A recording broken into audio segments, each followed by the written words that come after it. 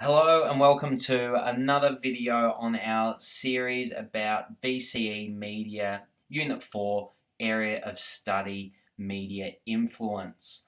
Now, up until this point, we have looked at a number of different theories that apply to media influence, and this video looks at a bit of a bigger picture where those theories sit. So here we're looking at academic approaches. Now, academic approaches are a way to, categorize the different focuses and purposes of the various media communication theories that we have looked at. Now, this is something that is identified in the VCE study design, so the things covered in this video are absolutely examinable and could well be on the upcoming Media Influence SAC. So you'll remember when we started looking at this unit, we had a range of different theories. Some of them we looked at in greater depth, but that range of theories that sat along the continuum between the idea that the media has great power and the media has no power. Now, the academic approaches actually sit underneath this, and all of these theories, whenever we're thinking about any one of these different models or theories, it's important to think about the academic approach that underpins each one. Academic approaches are the driving force behind what the theorists are actually trying to explain. It's their big question about media influence can fall into three different categories, and these are what we identify as the academic approaches. So the three academic approaches are as follows. We have the political economy model, the cultural studies model, and the effects tradition. And we can think about these approaches as a broader umbrella under which a number of different theories may sit. Each one does have a different focus that's important to know, as well as its fair share of criticisms. So in all the media theories that we have looked at its core there have been these three factors. We've always had the idea of a sender or the media itself, the message that is sent, and then the receiver or the audience who actually get that message. Now, in our different theories, we've actually seen different explanations as to how that process goes. So you'll remember with the hypodermic needle theory, we had the idea that the media pushes down that message straight to the audience. Opposite to that, we had the uses and gratifications theory, which said that it's the receiver or the audience who seeks out a message, and that message has to gratify a need, and therefore it's the media who is at the mercy of the audience. We also looked at the reinforcement theory, which suggested that the media does push a message to the audience, but that message isn't as important as other factors such as family, friends, school, religion, etc. And that message just works to reinforce the beliefs that the receiver or the audience already has formed from these more important social factors. We also looked at the agenda setting function model, in which the audience is influenced by a message, but they're equally influenced by their perception of reality, and it's that reality that also influences the media who produces that message. And finally, we looked at Stuart Hall's encoding and decoding, which suggests that the media and the audience have equal power in encoding and decoding and understanding, making meaning out of that message. So regardless of which theory we actually look at, we can see that these three factors of sender, message, and receiver are all involved at some point. And so our academic approaches actually tries to focus on different things when it comes to these three key factors. So the political economy model is really interested in focusing on and investigating the media itself. Who's the media and why are they producing something? In this regard, the political economy model is really interested in the idea of the power that the media holds and how they choose to use it. Alternative to that, the effects tradition is more interested on focusing on the audience or the receiver. The effects tradition is what we would think of when we have been looking at the idea of media influence, because their focus is on the impacts that the media has on an audience, whether that's a positive impact or negative impact, whether that's the audience that has power or not. The effects tradition is really focused on audience. And then finally, the cultural studies model is actually interested in all three of these things. They're interested in looking at the big picture about how sender and receiver work to understand the message in the media. So you can see that their borders are actually beyond both the political economy and effects tradition. The cultural studies model is really focused on the idea of process. They're not so much interested on impacts or power, but just how the message is produced, sent, received. So these three ideas of power, process, and impacts is a really good way to link to each model to get a better understanding as to what their focus is. But in a bit more detail, here are your definitions for each of the different academic approaches. So the political economy approach is one that's concerned with the economic system in which the media operates.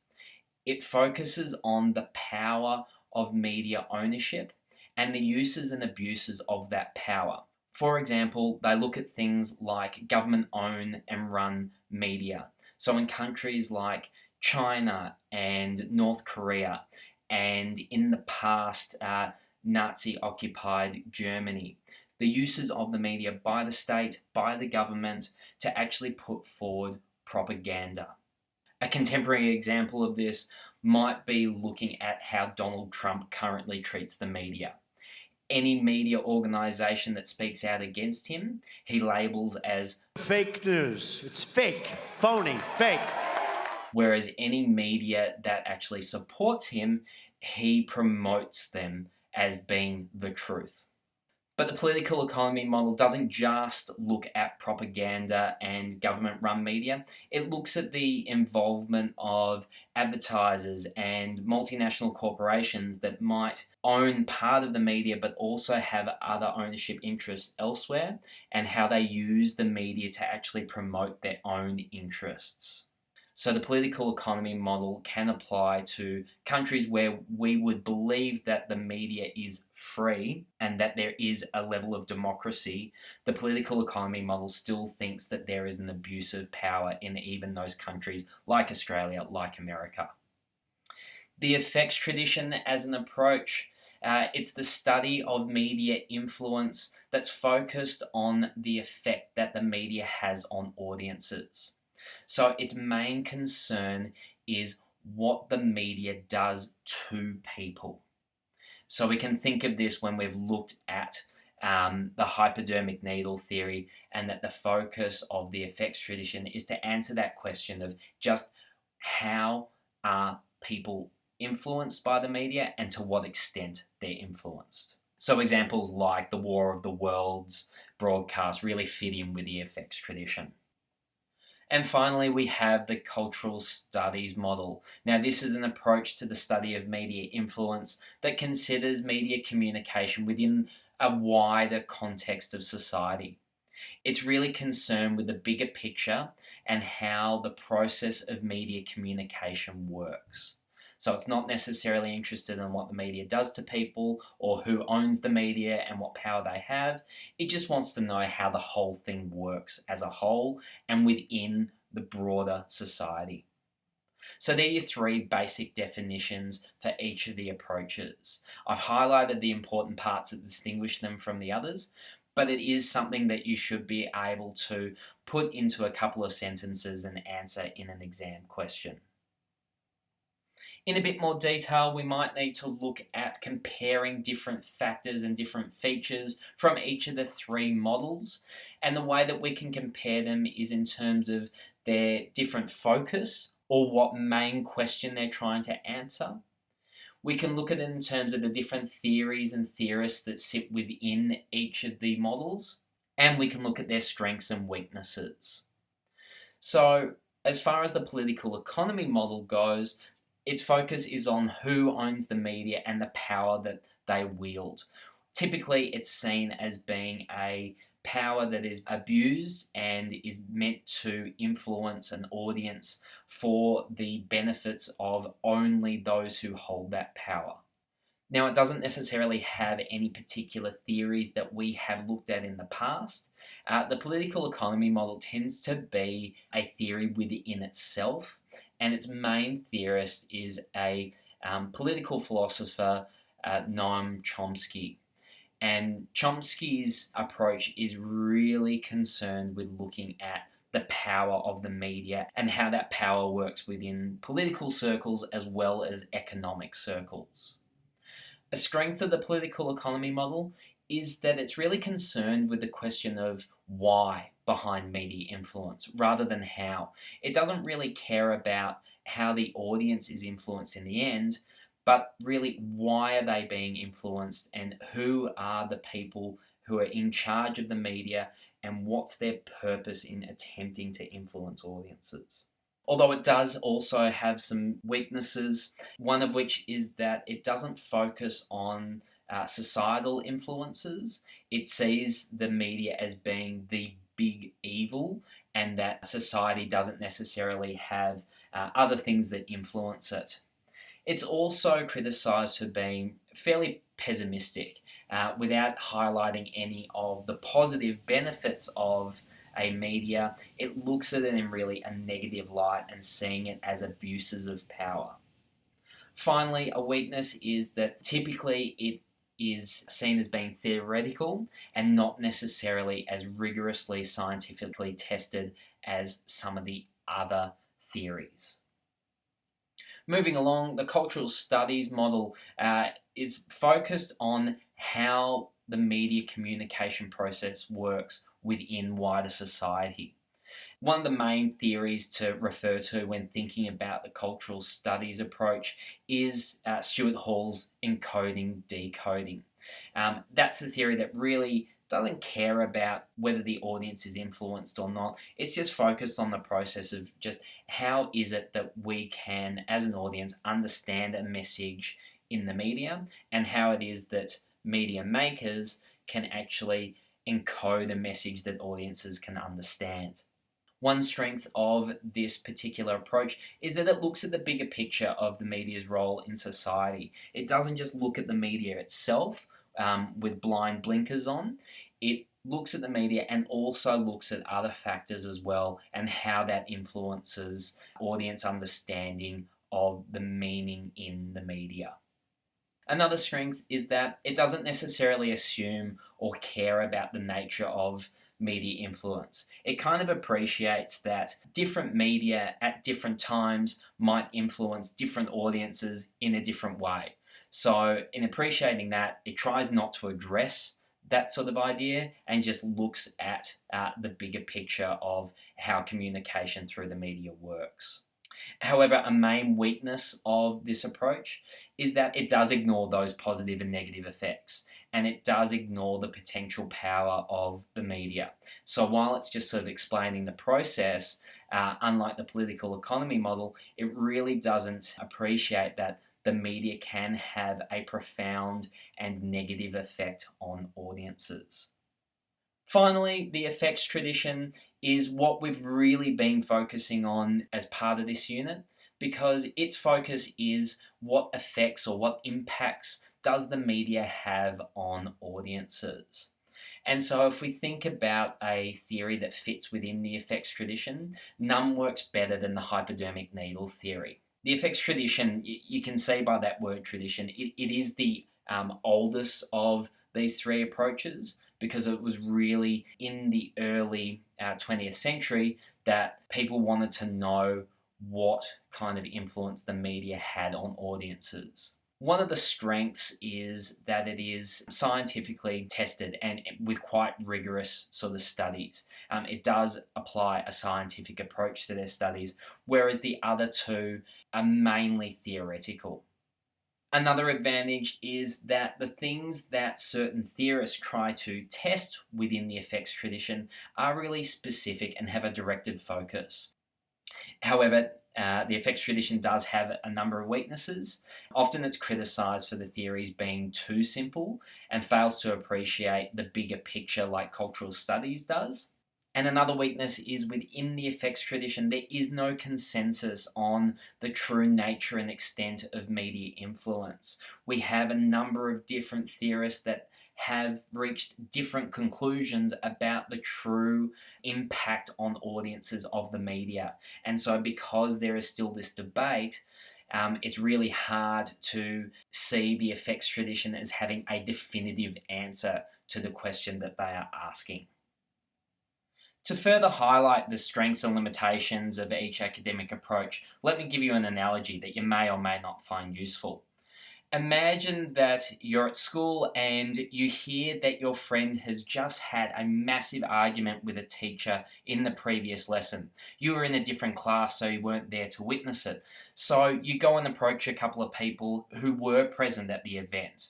The first person who you speak to is part of the political economy model. And when asked, they say to you, well, the real important thing here is why the teacher was arguing with a student, why that teacher was actually abusing his power and trying to influence the student and the whole class in the way in which he did.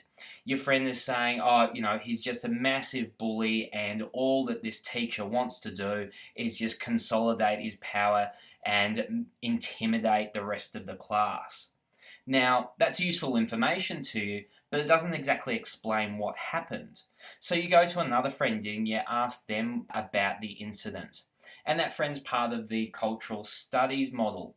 And she says to you, well, here's actually how the teacher and your friend were arguing. Pacey was sitting down and mumbled something under his breath, and Mr. Peterson overheard it and yelled out to Pacey to speak up. Eventually, Pacey sort of stood up and confronted Mr. Peterson, and it all ended with Pacey spitting in Mr. Peterson's face and then storming out of the room.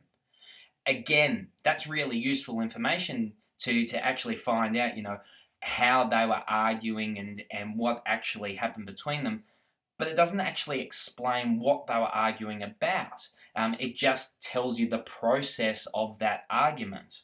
So you ask a third friend, and they're part of the effects tradition. And she says to you, well, here's what happened to your friend after the actual incident.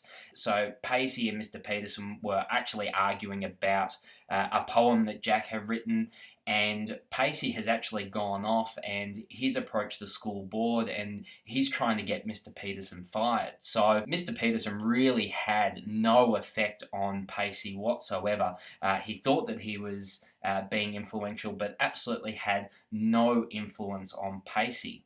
And before you can even wrap your head around what you've just heard, a fourth friend comes along and says, no, you're completely wrong. Mr. Peterson has heaps of influence. Pacey was just in the principal's office. He had to apologise.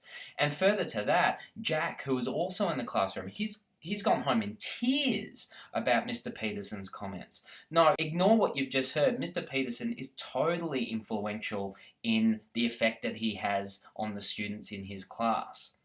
So it was really useful to hear what actually happened and what the argument was about. But because you have two conflicting reports on what the true effect was, what the true impact was, neither can really be trusted as the truth. So you're left with a fair bit of confusion there. So hopefully by highlighting the difference between the three different approaches, you can see how each has its own strength in terms of explaining the media and audience relationship, but also each of the three has a massive limitation and it doesn't completely explain what that relationship is. So if you're interested in learning a little bit more about the political economy model and Noam Chomsky, there is a really great 5-minute video on him and his theories as far as the media goes, provided by Al Jazeera's English YouTube channel. There is a link below in the description to that video, so I recommend you have a watch of that. If you're interested in the cultural studies or the effects tradition, you can look at the previous videos in this series about the encoding decoding model as well as the hypodermic needle theory. Finally, you can also look at Brett Lamb's website. He has a really great summary that breaks up some of the differences between the three approaches. Again, the link to that is down in the description below. Once again, I hope this video has been useful to you in one way or the other.